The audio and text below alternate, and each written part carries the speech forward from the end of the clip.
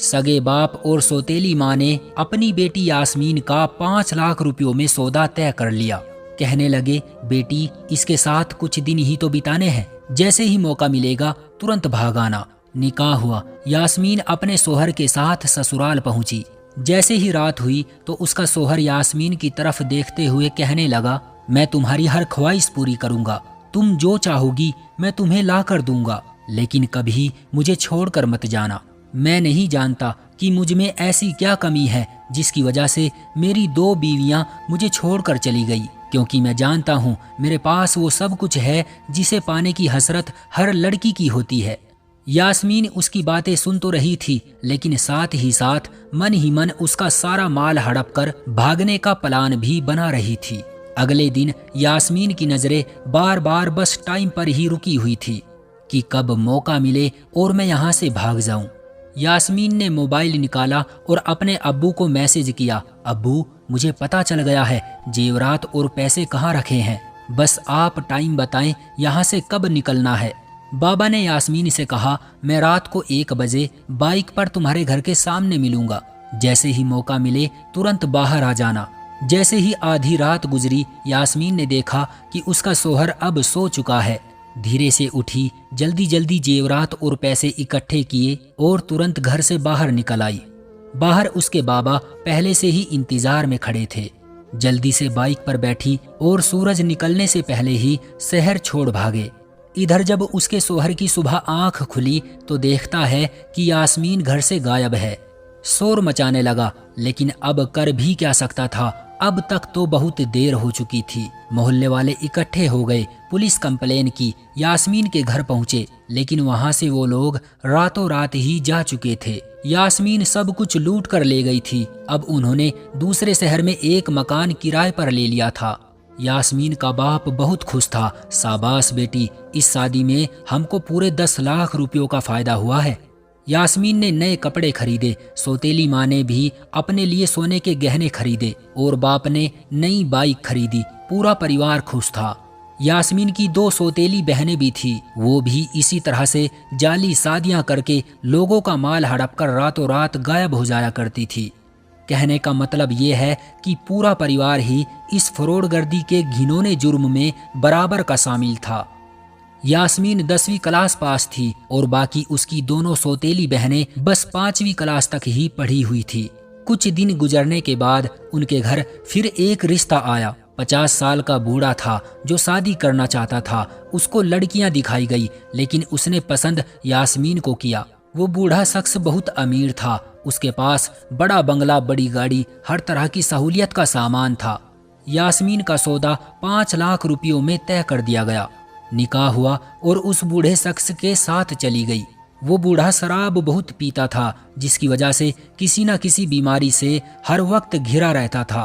रात को खांसते हुए यास्मीन का हाथ पकड़ा और बोला, तुम कितनी प्यारी हो, कौन कमबख्त सोचता था कि तुम मेरे नसीब में होगी। ये बंगला, ये गाड़ी, पैसा, आज से सब कुछ तुम्हारा है। इधर यास्मीन उसको मुश्किल से ही बर्दाश्त कर पा रही थी। कुछ दिन उसके साथ ही रही और फिर अदालत में तलाक का केस दायर कर दिया। वो बूढ़ा शख्स यास्मीन की तरफ देखते हुए बोला, ये तुम्हें क्या हुआ है यास्मीन, मैंने सब कुछ तो तुमको दे दिया है, फिर क्यों छोड़ रही हो मुझे। यास्मीन ने जज के सामने कहा, जज साहब, ये मुझे रोजाना शराब पीकर मारता है, मुझे नहीं रहना अब इसके साथ। यास्मीन की बातें सुनकर और उस बूढ़े शख्स की शराब पीने की मेडिकल रिपोर्ट देखकर जज ने दोनों की तलाक को मंजूरी दे दी और इस तरह से यास्मीन वहां से भी अच्छा खासा पैसा लूट कर ले गई। यास्मीन की जिंदगी अब पूरी तरह से बदल चुकी थी। न जाने वो कितनी जिंदगियों को धोखा दे चुकी थी। यास्मीन और उसका परिवार अपने शहर से कहीं दूर दूसरे शहरों में जाते, किराए का घर ले लेते और मजबूर जरूरतमंद लोगों के जज्बात के साथ खेलकर कुछ ही दिनों में सब कुछ लूटकर गायब हो जाते। ये सिलसिला ऐसे ही चलता रहा। फिर एक दिन एक रिश्ता करवाने वाला बिचौलिया उनके घर एक तैमूर नाम के लड़के का रिश्ता लेकर आया, जिसकी पहली बीवी इस दुनिया से चल बसी थी। बस उसके पास अब एक छोटी सी बेटी थी। लड़के के घरवाले लड़की देखने आए तो उन्हें भी उन तीनों में से यास्मीन ही पसंद आई। رشتہ کروانے والے बिचौलिया نے انہیں پہلے ہی بتا دیا تھا کہ لڑکی کا باپ اس رشتے کے لیے 5 لاکھ روپے مانگ رہا ہے۔ یاسمین کے ماں باپ کا کہنا ہے کہ ہم غریب لوگ ہیں، شادی یا دہیج کا خرچ نہیں اٹھا سکتے، بس جو پیسے آپ سے لے رہے ہیں اس سے ہی نکاح کی رسم ادا کر سکیں گے۔ تیمور کے ماں باپ نے لڑکی والوں کی مجبوری سمجھ کر یہ رشتہ پکا کر لیا اور 2.5 لاکھ روپے ایڈوانس دے دیے۔ 10 دن بعد نکاح ہوا اور باقی کے بچے ہوئے 2.5 لاکھ روپے بھی دے دیے۔ تیمور کا نکاح جس لڑکی سے ہو رہا تھا وہ وہی دھوکے باز یاسمین تھی۔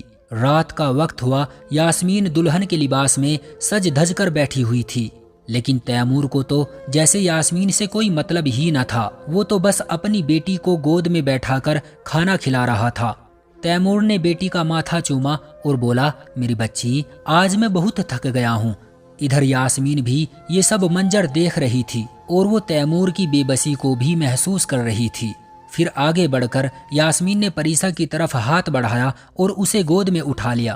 یاسمین کے دل میں آج پہلی بار کسی کے لیے اتنا پیار جاگا تھا۔ جیسے ہی پریسا کو یاسمین نے گود میں اٹھایا تو پریسا کی خوشی کی کوئی انتہا نہ رہی۔ یاسمین کی گود میں جاتے ہی پریسا چپ ہو گئی۔ اس کو لگا کہ جیسے اس کی کھوئی ہوئی ماں واپس آ گئی ہو، لیکن اس بیچاری معصوم کو کیا پتا کہ وہ اس کی ماں کی صورت میں ایک فروڑ عورت ہے۔ خیر، وہ کچھ ہی پلوں میں یاسمین کی گود میں سر رکھ کر سو گئی۔ تیمور بہت خوش ہوا اور یاسمین کی طرف دیکھتے ہوئے کہنے لگا، اللہ کرے میری بیٹی کو آپ کی صورت میں ماں کا پیار مل جائے۔ تیمور نے یاسمین کا ہاتھ تھاما اور محبت بھرے الفاظوں سے کہنے لگا، میری بیٹی نے ماں کا پیار نہیں دیکھا، وہ بہت چھوٹی تھی جب اس کی ماں چل بسی تھی، وہ ماں کی محبت چاہتی ہے، پلیز ایک اچھی ماں بن کر میری بیٹی کی پرورش کرنا۔ یاسمین پریسا کے خوبصورت معصوم سے چہرے کی طرف دیکھ رہی تھی۔ نہ جانے کب پریسا اسے اپنی بیٹی جیسی محسوس ہونے لگی۔ اسی طرح رات گزر گئی۔ جیسے ہی صبح ہوئی پریسا رونے لگی۔ یاسمین جلدی سے اٹھی، پریسا کو اپنے سینے پر لٹا کر پیار کرنے لگی۔ پریسا بھی یاسمین کے ساتھ کھیلنے لگی۔ ادھر تیمور بہت حیران تھا، اتنی جلدی پریسا یاسمین کے ساتھ کیسے گھل مل گئی۔ سب بہت خوش تھے۔ تیمور بھی اب یہ سب دیکھ کر دھیرے دھیرے بیوی کے غم سے باہر نکلنے لگا۔ پریسا کو بھی ماں کا پیار مل گیا۔ اب پریسا یاسمین کے ہاتھ سے ہی دودھ پیتی تھی اور اسی کے ساتھ سوتی تھی۔ یاسمین بھی اب پورے پریوار کی لاڈلی بہو بن گئی تھی اور یاسمین بھی بہت خوش تھی کیونکہ اس بیچاری نے کبھی ایسا لاڈ پیار نہیں دیکھا تھا۔ کچھ دن بعد یاسمین کے بابا کا فون آیا، بیٹی کیا تیاریاں ہیں؟ کیا کچھ ہاتھ لگا؟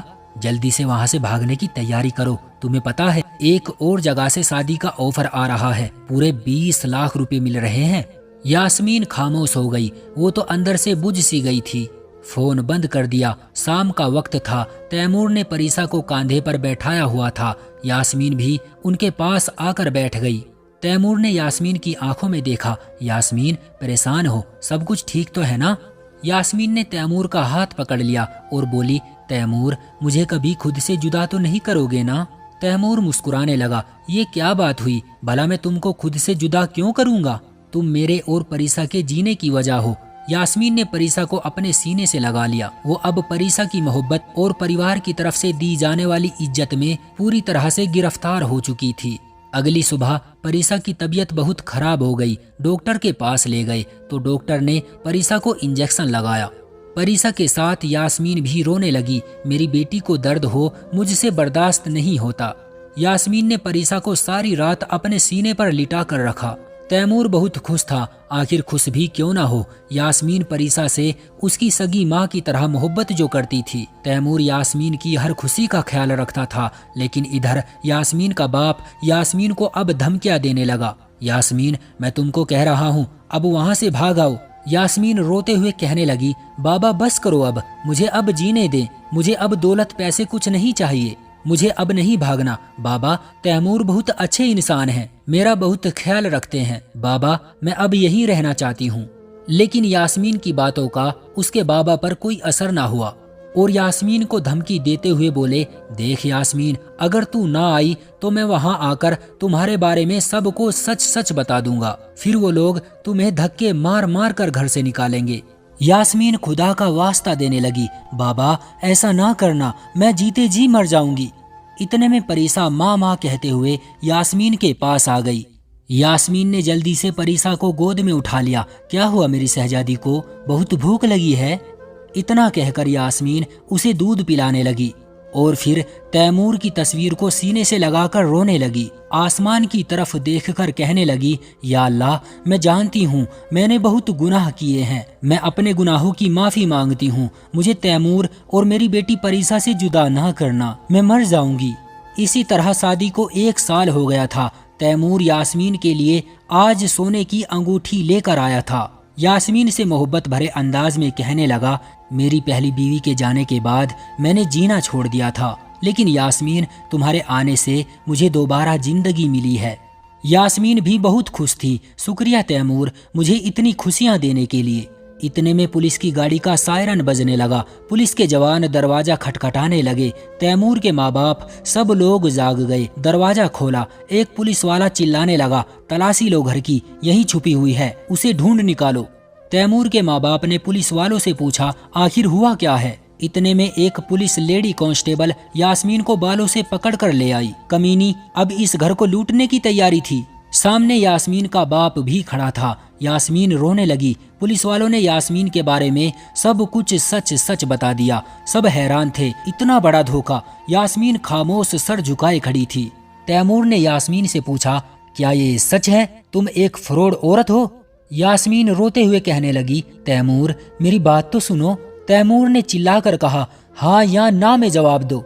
यास्मीन ने तैमूर की तरफ प्यार भरी नजरों से देखते हुए हाँ में सर हिलाया। तभी तैमूर चिल्लाकर कहने लगा, ले जाओ इसको मेरी नजरों के सामने से दूर। इधर परीसा भी इतना शोर शराबा सुनकर नींद से जाग गई और रोते हुए माँ माँ कहते हुए कमरे से बाहर आ गई। यास्मीन का दिल फट गया। मेरी जान, मेरी बच्ची, सबके सामने हाथ जोड़कर भीख मांगने लगी। मुझे माफ कर दो, मैं गलत थी, लेकिन मैं अब जीना चाहती हूँ, अपनी बेटी के साथ, अपने सोहर के साथ। तैमूर गुस्से से बोला, मेरी बेटी का नाम ना लो अपनी गंदी जुबान से। तैमूर ने परीसा को यास्मीन के पास जाने से रोक लिया। यास्मीन चीख चीख कर रोने लगी, मुझे यूं सजा ना दो, मैं जानती हूँ मैं गलत थी, मैंने गुनाह किया है, लेकिन मैं सब कुछ छोड़ चुकी हूँ। तैमूर, अल्लाह के वास्ते मुझे इन लोगों के हवाले ना करो। लेकिन उस बेचारी की फरियाद किसी ने ना सुनी। पुलिस हथकड़ी लगाकर यास्मीन और उसके बाप को लेकर चल दिए। परीसा रो रही थी। तैमूर की आंखों में भी आंसू थे। यास्मीन बेबसी में तैमूर की तरफ देख रही थी। वो अब समझ चुकी थी, अब उसे उसके गुनाहों की सजा मिलने का वक्त आ चुका है। उसने बहुत से लोगों के दिल तोड़े हुए हैं। वो अब खुद को कोस रही थी और अल्लाह से माफी भी मांग रही थी। परीसा को भी माँ की याद आने लगी। परीसा यास्मीन के सीने पर लेटे बिना नहीं सोती थी। 4 दिन गुजर चुके थे। परीसा का रो रो कर बुरा हाल था। न सोती थी, न कुछ खाती थी, कमजोर भी बहुत हो गई थी। हार थक कर आखिर तैमूर के घरवालों ने तैमूर से बात की कि किसी भी तरह यास्मीन को ले आओ, वरना ये बच्ची मर जाएगी। परीसा की हालत बिगड़ती जा रही थी। तैमूर किसी भी हाल में परीसा को नहीं खोना चाहता था।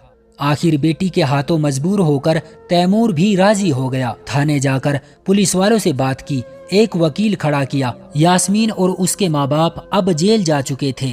उन्हें उनके किए की सजा मिल चुकी थी। जब उन्होंने देखा कि तैमूर इतना सब कुछ जानते हुए भी अब भी हमारी बेटी को अपनाना चाहता है, तो उन्होंने भरी अदालत में अपना जुर्म कबूल कर लिया और बताया कि हमने अपनी बेटी से ये सब जबरदस्ती करवाया था, इसमें हमारी बेटी का कोई कसूर नहीं था। अब वो भी शर्मिंदा थे, अल्लाह ताला से रो रो कर माफी मांग रहे थे।